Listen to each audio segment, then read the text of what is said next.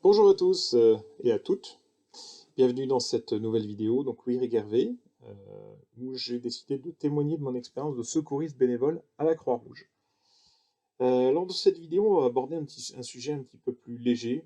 Euh, Pourquoi est-ce que je me suis engagé à la Croix-Rouge finalement? Pourquoi est-ce qu'en 2005 je me suis engagé? Là, à l'époque où je tourne cette vidéo, on est début 2021. Pourquoi est-ce que, après 16 ans, voilà, pourquoi j'ai fait 16 ans de Croix-Rouge? Qu'est-ce qui m'a poussé à m'engager là-dedans? Eh ben, je crois que vous allez être déçus de la réponse parce que la vérité, c'est que j'en sais rien. Euh, Si ce n'est que tout ce que je peux vous dire, c'est que depuis tout petit, en fait, j'ai toujours été passionné par tout ce qui est pompier. Alors, il y a peut-être un côté sauveur, vous savez, le petit gamin haut de ses 3, 4, 5 ans qui voit les camions de pompiers passer, qui rêve finalement, qui voit ça fait un peu sauveur en puissance, ça fait bon. Il y a un espèce de mythe autour de ça, et j'ai toujours été passionné par ça. Ça m'a toujours intrigué, attiré. Je crois qu'en fait, quand on rentre dans ce genre d'activité ou de métier, on est un peu programmé pour ça. Donc, qu'est-ce qui m'a poussé à me lancer là-dedans finalement?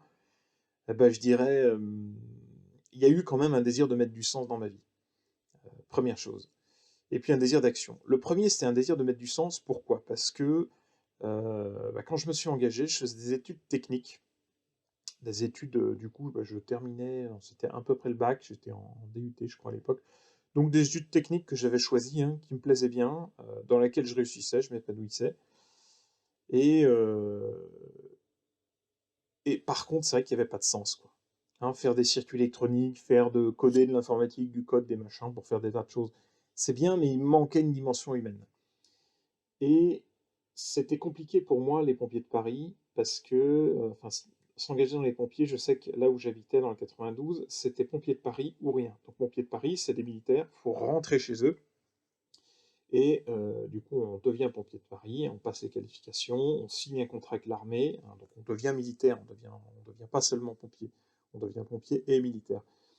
Et c'était un peu compliqué. Je m'étais renseigné étant plus jeune pour devenir jeune sapeur-pompier, les JSP.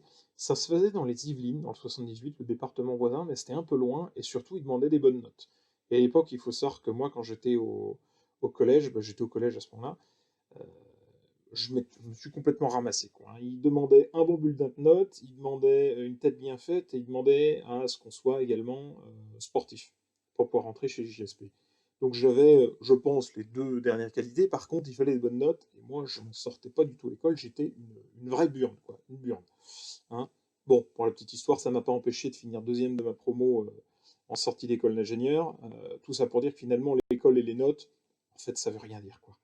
Hein, clairement, aujourd'hui, moi, je vois ça comme on nous apprend à faire des choses qui ne nous servent pas forcément. Euh, on nous note, donc on nous met en situation d'évaluation, mais qui évalue, pourquoi on évalue, bref, bon, c'est pas l'objet. Revenons à nos moutons, pourquoi je suis devenu secouriste.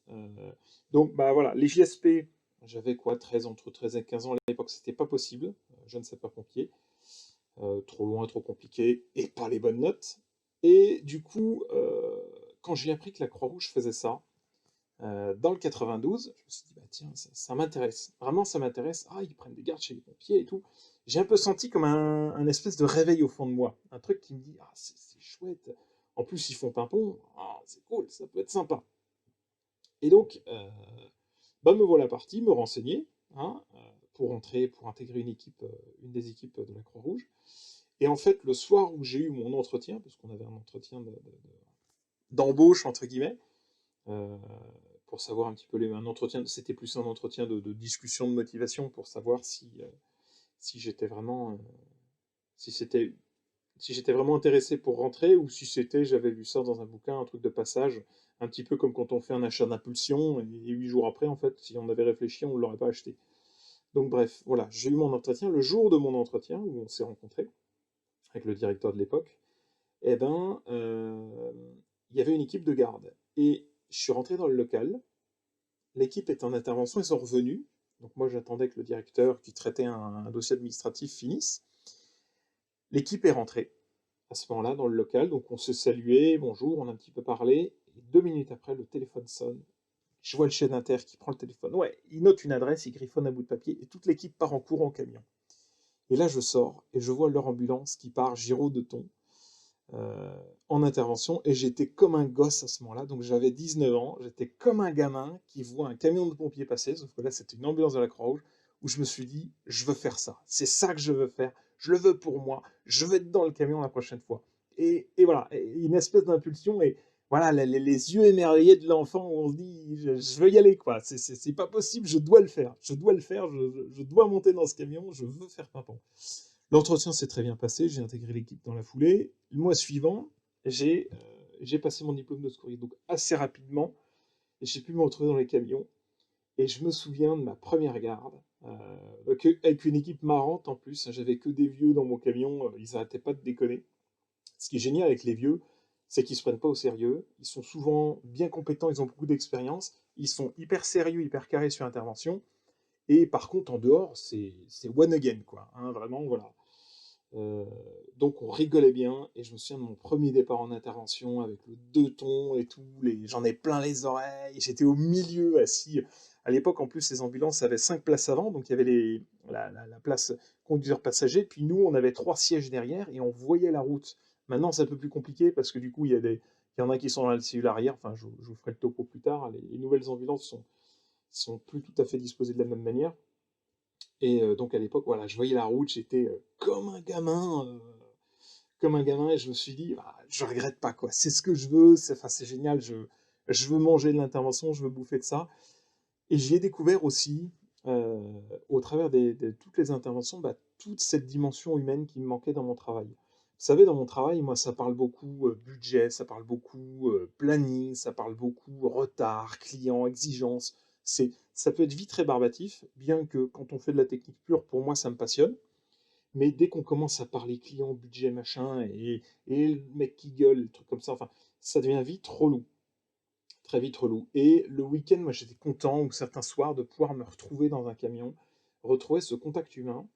Et ce que j'ai vraiment apprécié, c'est que bah, quand les gens ils appellent les secours, ils sont eux-mêmes, finalement. Ils sont vrais, ils sont complètement dénudés. Et parfois dénudés dans le sens propre du terme. Il arrive qu'on fasse des gens, des interventions, des fois chez des gens, il faut les dénuder pour regarder s'il y a certaines pathologies. Et donc ils sont, voilà, il n'y a pas de masque. On n'est pas dans du paraître, on n'est pas dans une espèce de jeu de jeu de pouvoir, ou de jeu de rôle, ou dans du théâtre. Là, cette fois-ci, on est véritablement dans, dans ce qu'ils ont de plus beau, de plus profond.